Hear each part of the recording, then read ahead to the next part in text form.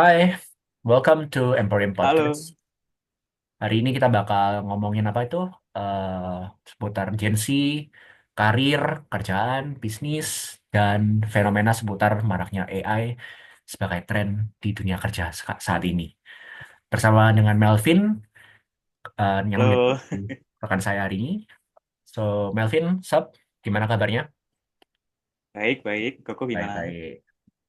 Gimana Melvin? Kalau seputar bicara Gen Z, kita ini kan sama-sama Gen Z ya. Cuman bedanya aku nih Gen Z yang tua, kamu kan mungkin yang di middle gitu ya.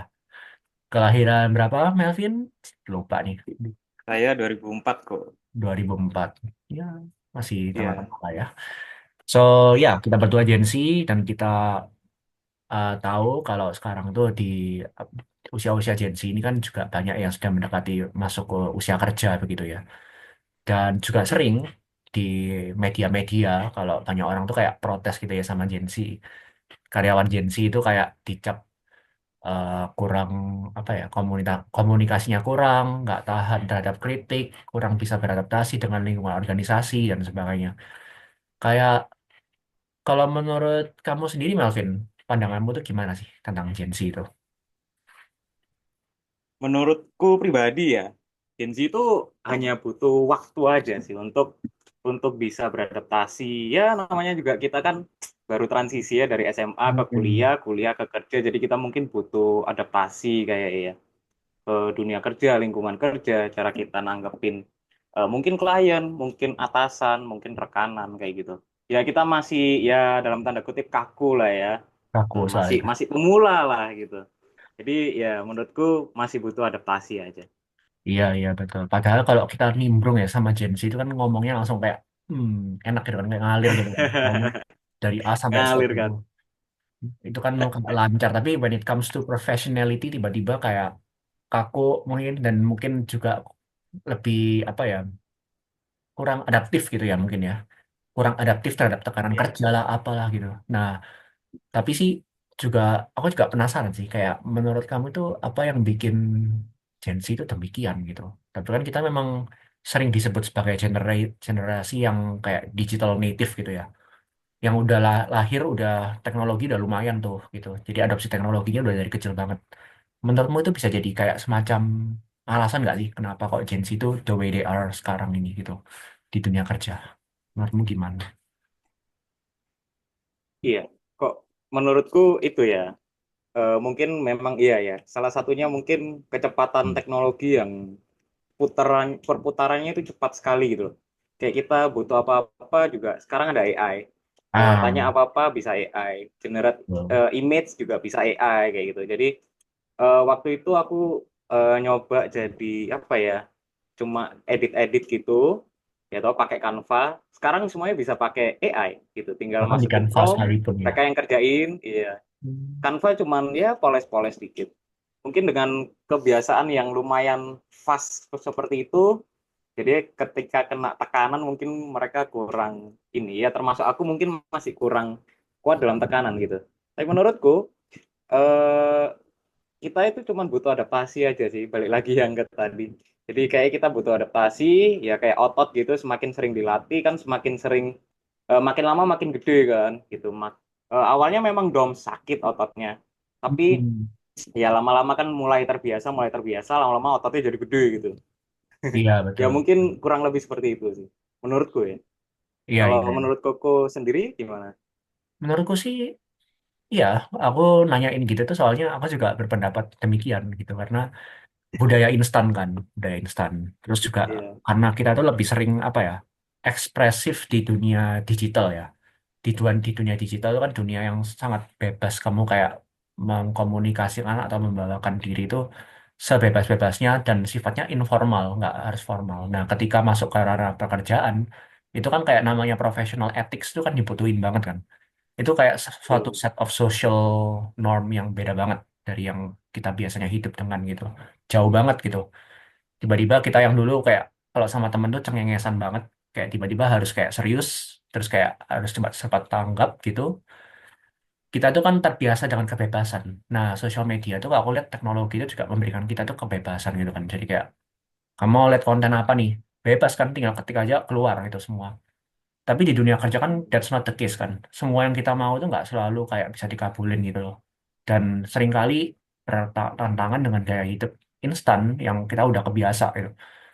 So, betul kayak katamu, menurutku kayak ketika kita tuh dihadapin di lingkungan kerja tiba-tiba kayak udah ada shock, shock, culture shock gitu lah ya bisa bilang. Iya. I guess kayak makin ke sini tuh aku ngeliat kayak even employer pun juga harus paham gimana nge-treat Gen Z. Dan Gen Z yang employer pun harus ngerti cara men-treat Gen Z yang employee gitu. Ada budayanya, I guess cara untuk membudayakan atau apa ya, me, apa itu memberdayakan ya, memberdayakan Gen Z sesuai kapasitasnya itu ada caranya gitu. Budaya kerja itu sesuatu yang sensitif buat mereka. Karena aku nggak tahu ya, tapi kalau menurutmu gimana Melvin? Betul nggak sih kalau Gen Z itu orang yang generasi yang lebih idealis menurut aku? Menurutmu gimana? Lebih idealis nggak sih mereka itu? Sama idealisnya mereka maksudnya ya, bukan idealis yang sebagai Hmm, dinasihati gitu. idealis ya. Eh, Menurutku gimana ya kalau tentang Gen Z idealis? Aku sendiri tidak terlalu idealis soalnya. Tidak terlalu idealis Jadi ya. ya, iya biasa aja sih kalau aku. Soalnya gini sih, kayak misalnya kalau aku kerja misalnya 8 jam, kan orang-orang tuh kan kayak gini. Mereka lebih spoken out menuntut, menuntut hak gitu yang seharusnya milik mereka gitu kan. Seharusnya milik mereka gitu. Misalnya kerja 8 jam, ya kan di kontrak kerja itu kan misalnya kerja 8 jam setiap hari, terus kemudian digaji katakanlah 3 juta itu. Tapi sering disuruh lembur kan kenyataannya. Seringkali itu terjadi kan disuruh lembur. Terus lama-lama kan bisa jadi protes kan kayak loh aku udah sering lembur kok digaji cuma 3 juta. Itu pun kadang-kadang keluar kerjaannya itu keluar dari job desk yang di luar kontrak kerja gitu kan. Nah, biasanya Gen Z itu kan antara juga spoken out, protes, atau kalau nggak gitu di tongkrongannya dia baru gosip kan gitu. Nah, aku Hmm, ngeliat ini sebenarnya sebuah kayak idealisme mereka gitu. Maksudnya idealisme itu kan kayak kalau kayak gini ya harusnya kayak gini gitu. Nggak harusnya melenceng-melenceng kemana-mana gitu. Tapi nggak tahu ya, karena mungkin itu nggak selalu relate nih semua Gen Z juga gitu. Nah, kalau mungkin menurut ya. apa? eh karena aku sendiri, kalau menurutku aku sih nggak terlalu idealis ya. Hmm. Terutama aku juga seorang freelance, ya. Jadi menurutku ya bebas-bebas aja mau yang ngerjain apa, ngerjain ini, ngerjain itu kayak gitu. Salah satu freelanceku itu optimasi toko, which is ngerjain SEO, ngerjain SEM. Oh iya. Tapi juga terkadang aku ngerjain akuntansinya juga gitu loh. Sebenarnya ya Oh itu iya. bukan tugasku. Itu sebenarnya bukan tugasku, bukan wewenangku, tapi ya karena menurutku it's okay untuk bisnisnya itu sendiri ya gak apa-apa aku lakuin kayak gitu. Eh Menurutku kalau selagi untuk pertumbuhan bisnisnya supaya bisnisnya ini mungkin secara fundamental, secara keuangannya bagus, juga secara marketingnya bagus, dia bagus dari situnya ya gak apa-apa, go for it. Menurutku sih seperti itu ya. Oh, I see, I see. Gimana kalau tanggapanku Daniel?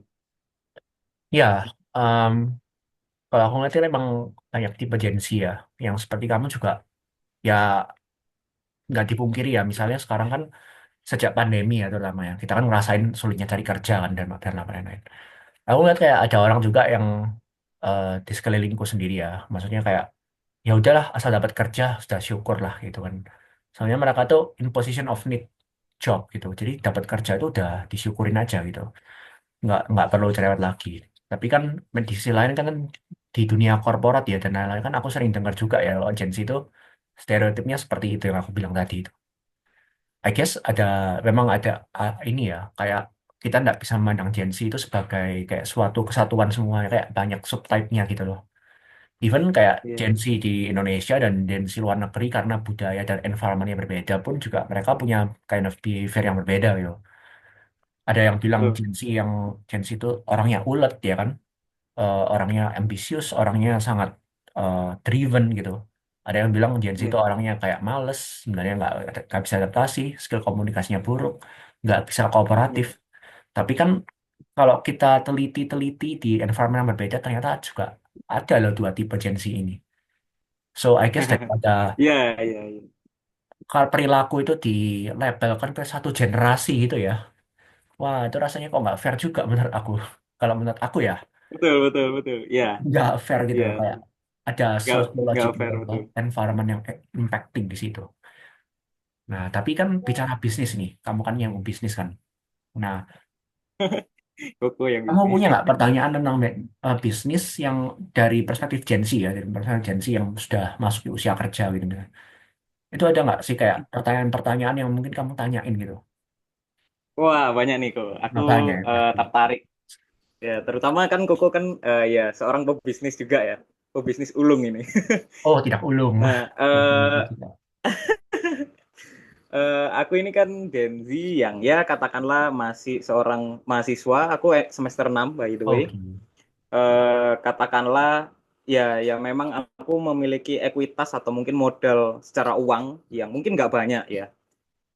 Kira-kira yang aku mau tanyakan adalah apa sih kok yang dilakukan oleh Gen Z kayak misalkan aku atau teman-teman semua yang Gen Z yang masih mahasiswa yang ekuitasnya masih belum banyak itu bisnis apa sih kok yang bisa kita kerjakan kayak gitu.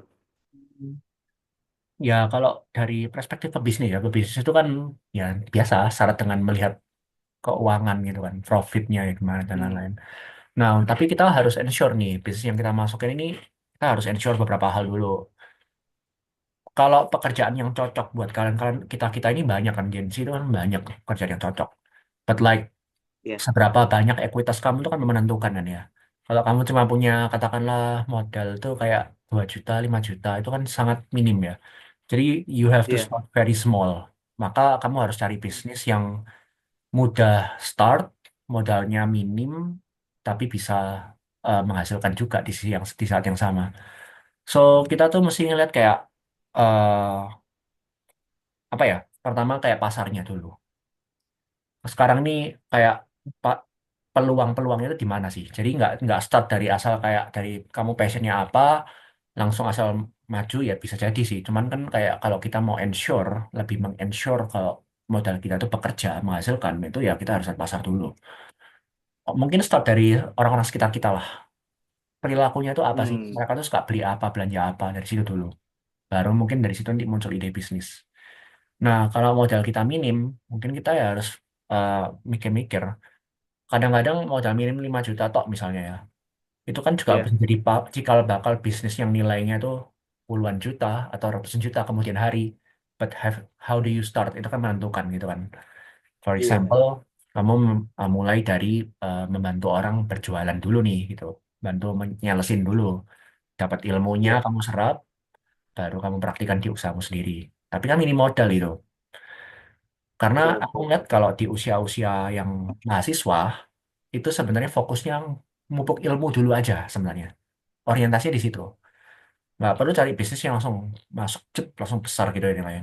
Nggak perlu sih. Menurutku lebih bagus, lebih produktif memupuk ilmu yang relevan dengan job market atau bisnis di masa depan. Menurutku gitu sih.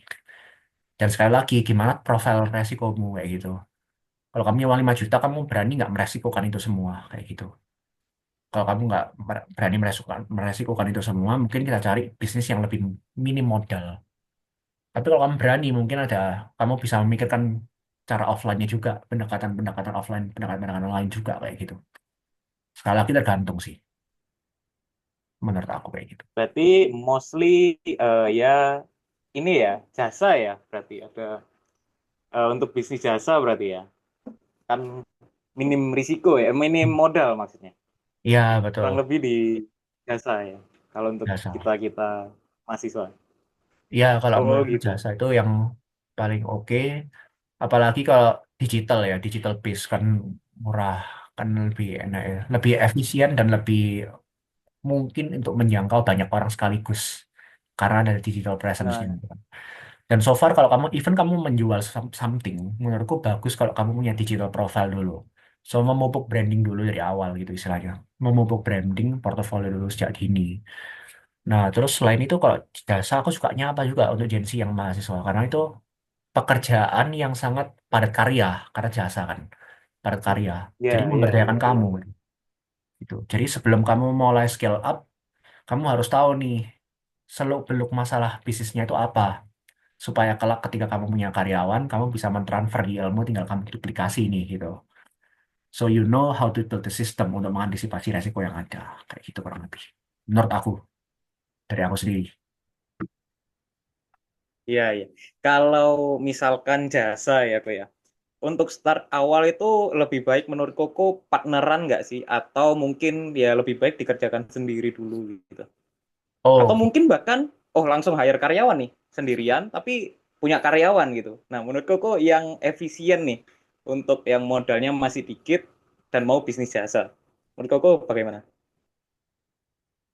efisien itu macam-macam definisinya lah. Ada Efisi efisien modal, efisiennya efisien ya operasional, modal sehingga tidak terlalu banyak mengeluarkan ekuitas lah kurang lebih. dan definitely nggak nggak nggak hire karyawan dulu menurut aku. Oh Dan enggak ya. kalau kayak seperti itu ya. Nah, tapi pertanyaannya berikutnya adalah apakah mending bareng temen atau sendirian gitu kan? Loh, kalau menurutku pribadi ya, kalau kamu bisa kerjain sendiri ya coba aja sendiri dulu gitu. Tapi kan kadang-kadang jasa itu kan ada jasa yang seperti ini. Misalnya kamu bikin konten ya, konten di sosial media. Itu practically kamu bisa do it alone gitu kan. Kamu bisa do it alone.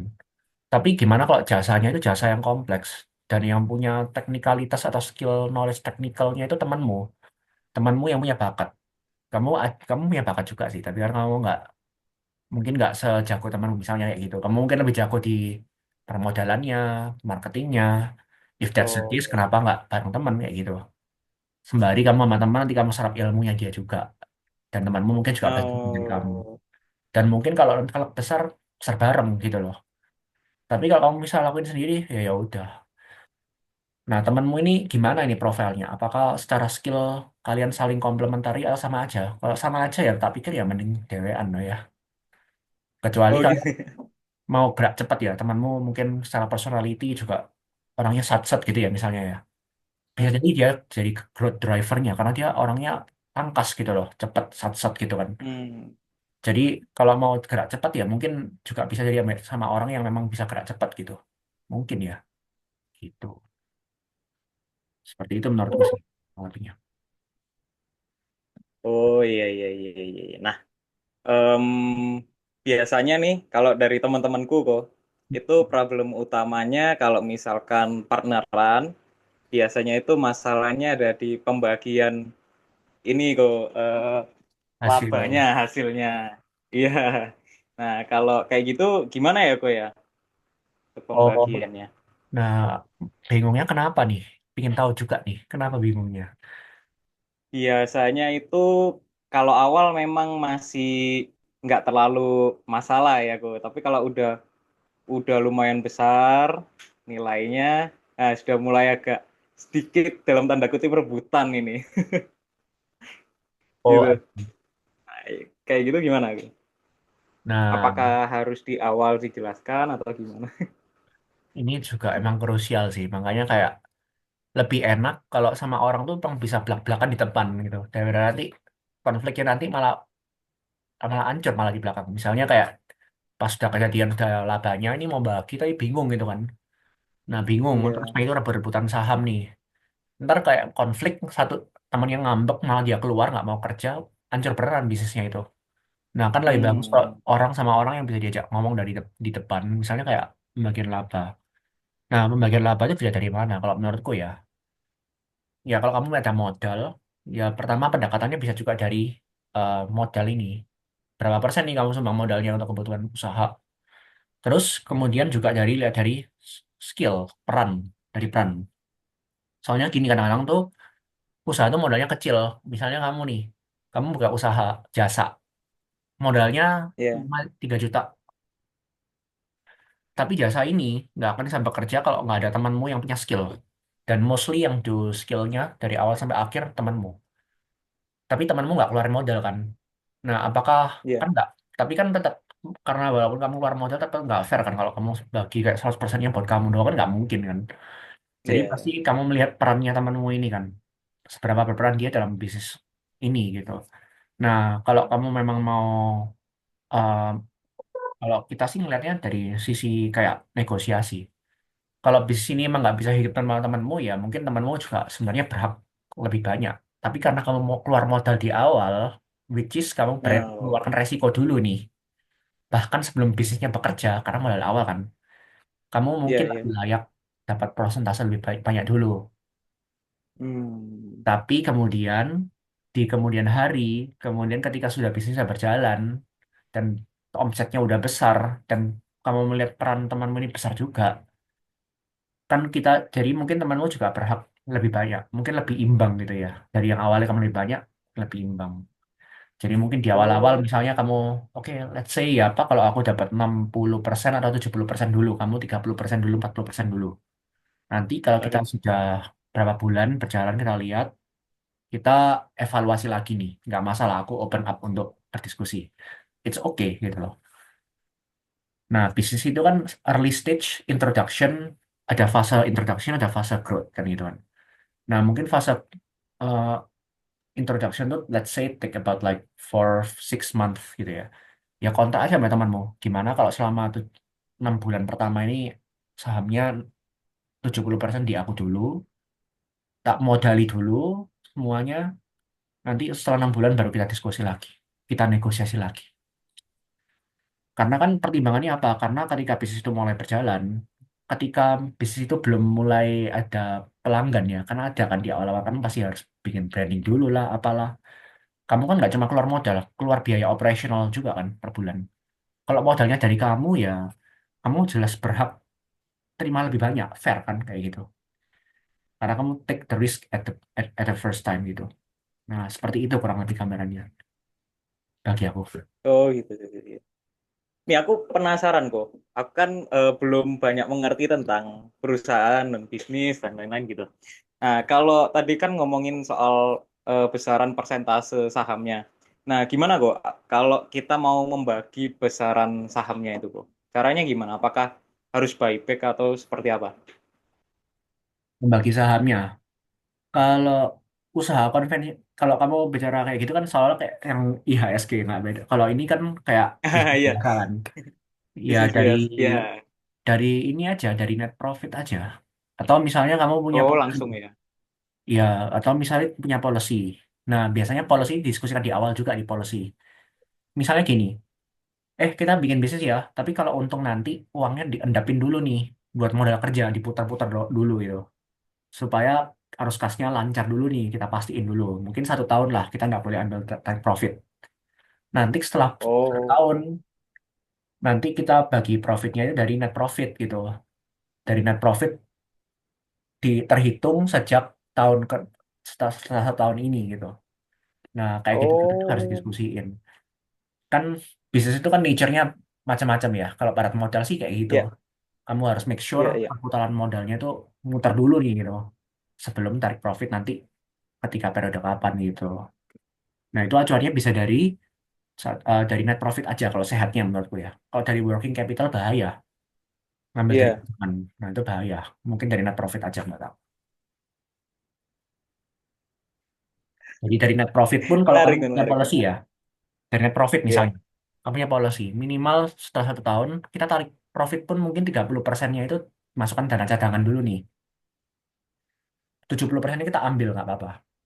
Tapi 70% ini kan kita bagi lagi sahammu berapa. Misalnya kamu Oke. 40, kamu 60%-nya ya. Berarti kan Ya. kamu total dapat 42% dari total net profitnya. 60% dari 70%. Temanmu dapat Betul. ya berapa? Ya gitu kan. 40% dari 70% itu. 28%. Seperti itu contohnya. Oh, menarik, menarik, menarik. Kurang lebih seperti itu. Tapi kira-kira ada, let's say, ide bisnis lain nggak sih kok? Kalau dari sudut pandang Koko untuk Gen Z yang mungkin capitalnya masih tergolong kecil, apalagi aku, gitu. Ya sama aja sih. Aku juga modal kecil ya. Ini ya kalau modal Tetap kecil jasa ya. jasa jualan online. Jualan online tuh iya sih bisa. Jadi kayak dropshipping gitu. Itu bisa. Dropshipping, oh ya. Ya kan jadi talent. Misal kayak jadi affiliate talent itu juga bisa. Oh, ya kan? afiliator. Betul, afiliator atau seni, jual seni. Nah, terus kayak seni itu kayak misalnya kayak menjual kayak apa ya? eh Desain baju misalnya. Akan atau kayak misalnya kayak NPC dulu kan banyak tuh NFT, sorry, NFT. Itu kan banyak kan ya seorang jual NFT. jual stiker, jual seni-seni atau jual jasa desain interior, jasa UI, UI Oh UX. ya, Itu kan bisa. Kalau punya skill ya. Jasa writing, copywriting, jasa copywriting. digital marketing, jasa apa ini namanya? Programming, website making, ya kan, bikin website, company profile, jasa consulting, jasa counseling. Consulting. Nah kan anak-anak Gen Z ini kan orang-orang yang peduli sama mental health ya, lebih peduli daripada generasi Wih. sebelumnya yang konseling mah cocok Iya, banget buat iya, mereka iya. teman curhat gitu kan. Nah terus Asik. apa lagi? Itu kan jasa-jasa semua tapi kan padat padat karya semua, videographer lah, data analis lah, ya kan. Nah, digital marketing kan banyak banget tuh. Teman-teman Gen Z itu yang berkiprah di dunia digital marketing itu banyak banget. Atau Hmm. investor mah. Nah, kalau ini sudah jadi investor, ntar kayak udah ngerti cara kelola duit, bisa jadi kayak semacam financial advisor gitu, untuk personal finance misalnya kayak gitu. Atau jual digital produk, misalnya kayak jual e-book gitu. Nah, itu kan bisa juga tuh para Gen Z yang suka nulis tuh. Kayak gitu-gitu sih, banyak sih macam-macamnya. Kalau mau produk ya, Oh, hmm. Karena kalau produk tuh sehingga padat modal. ya. Oh enggak, kalau produk itu kan nature-nya padat modal tuh. Maksudnya aku kayak gitu. Hmm. Oh, ya, ya, ya, ya. Sehingga memang nilai investasi buat jasa ya mostly di skill ya aku.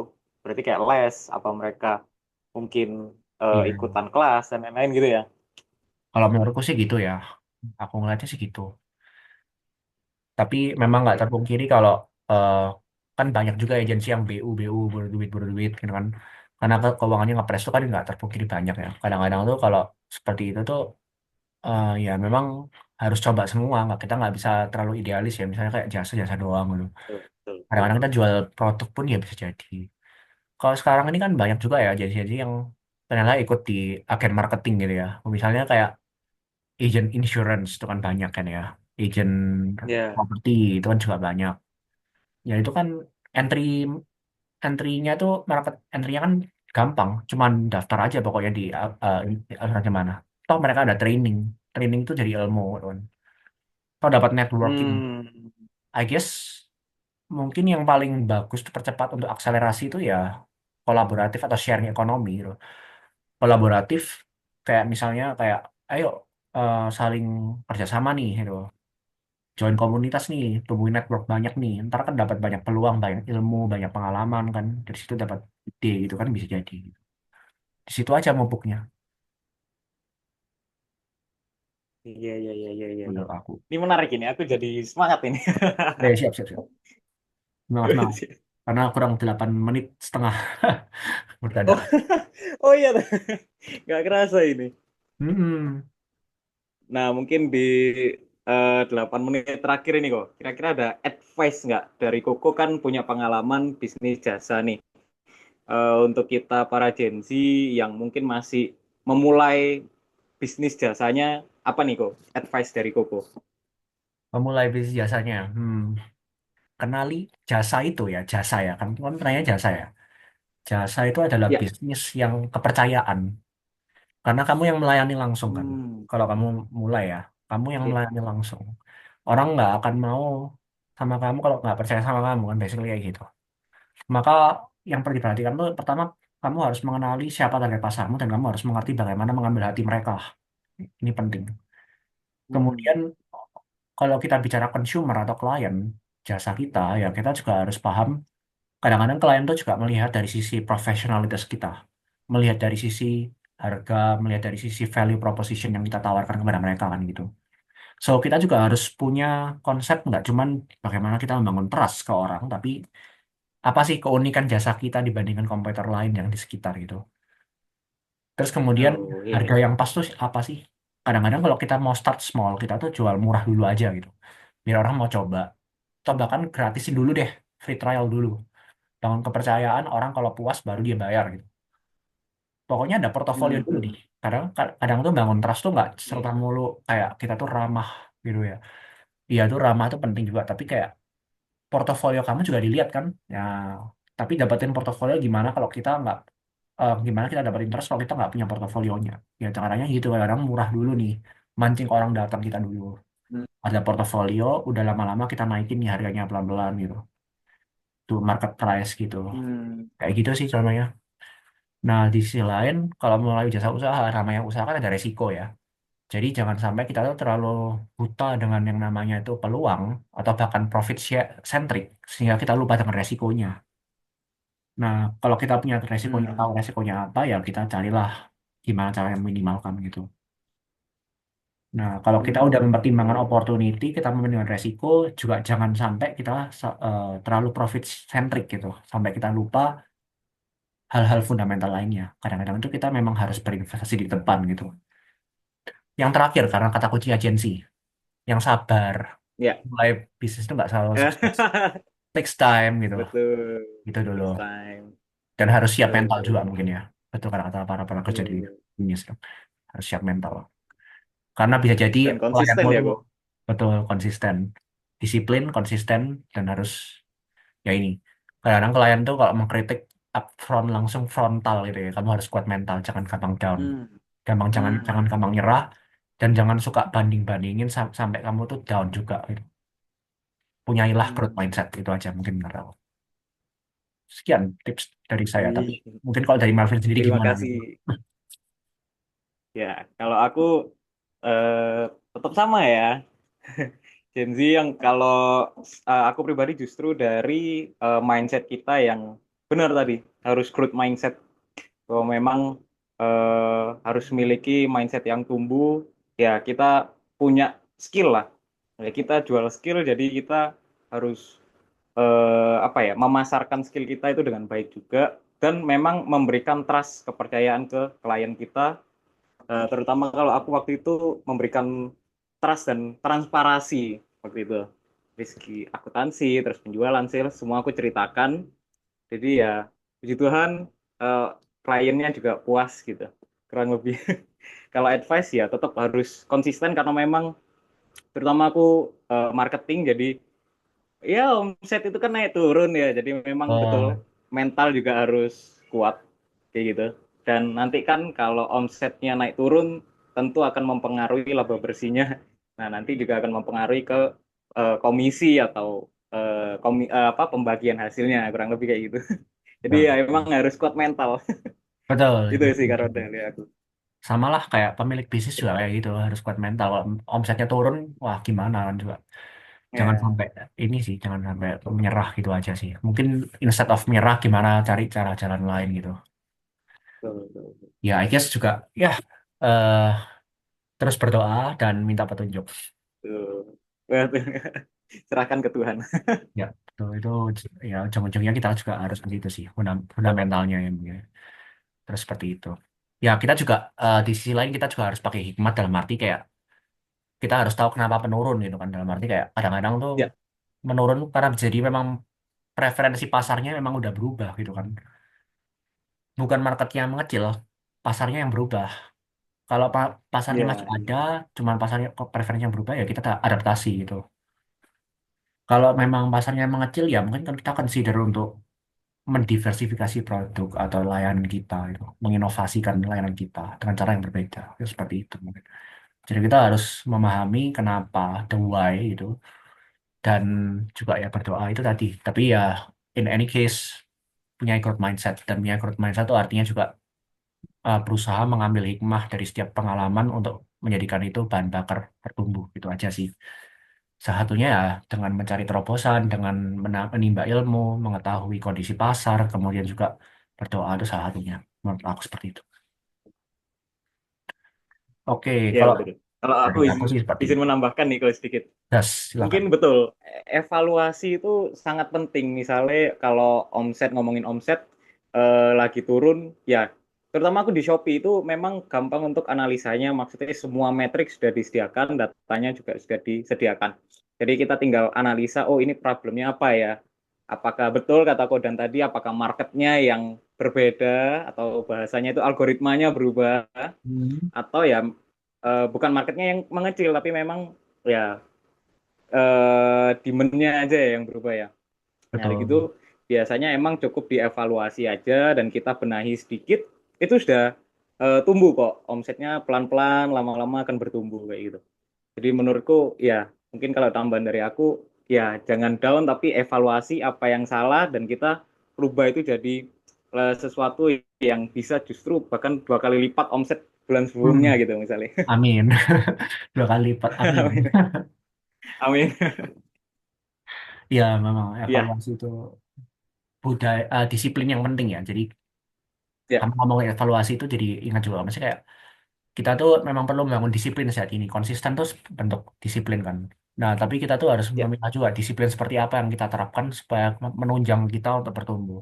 Salah satunya evaluasi, salah satunya komunikasi. Jadi kayak misalnya kamu sudah Betul. mengevaluasi nih.